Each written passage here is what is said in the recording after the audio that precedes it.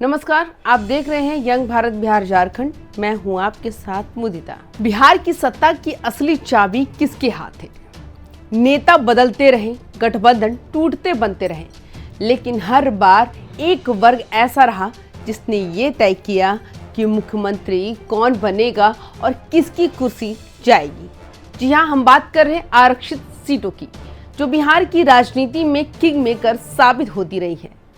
आजादी के बाद से लेकर अब तक हुए विधानसभा चुनावों के नतीजों को उठाकर देख लीजिए। एक पैटर्न साफ साफ नजर आता है।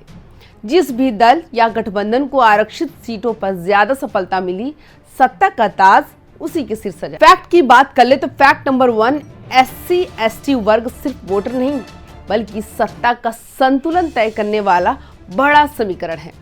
फैक्ट नंबर 2 की बात कर ले, इस वर्ग ने कभी भी आंख मूंद कर भी किसी एक पार्टी का साथ नहीं दिया। कभी कांग्रेस को जिताया, कभी राजद को, तो कभी एनडीए का पलड़ा भारी कर दिया।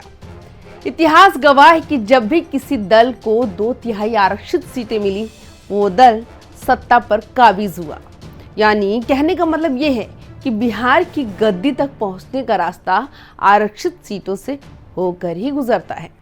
1990 के दशक में लालू प्रसाद यादव ने सामाजिक न्याय की राजनीति के दम पर इस वर्ग को अपने साथ जोड़ा और सत्ता हासिल की।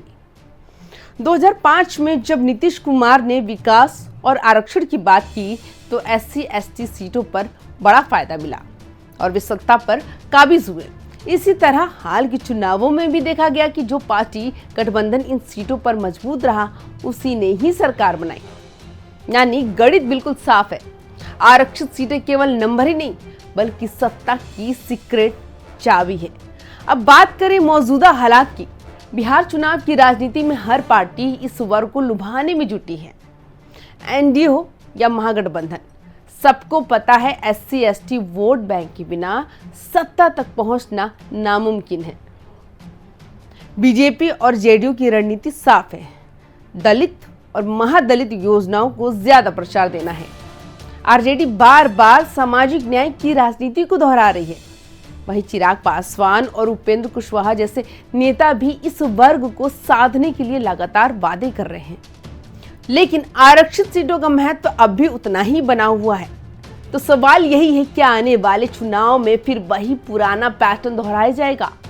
क्या इस बार भी आरक्षित सीटें तय करेंगी कि बिहार की सत्ता पर कौन बैठेगा, या फिर इस बार समीकरण बदलेंगे और तस्वीर कुछ और होगी? जवाब चुनाव के नतीजे ही देंगे, लेकिन इतना तय है कि बिना आरक्षित सीटों का ताला खोले बिहार की सत्ता के दरवाजे कभी नहीं खुलते।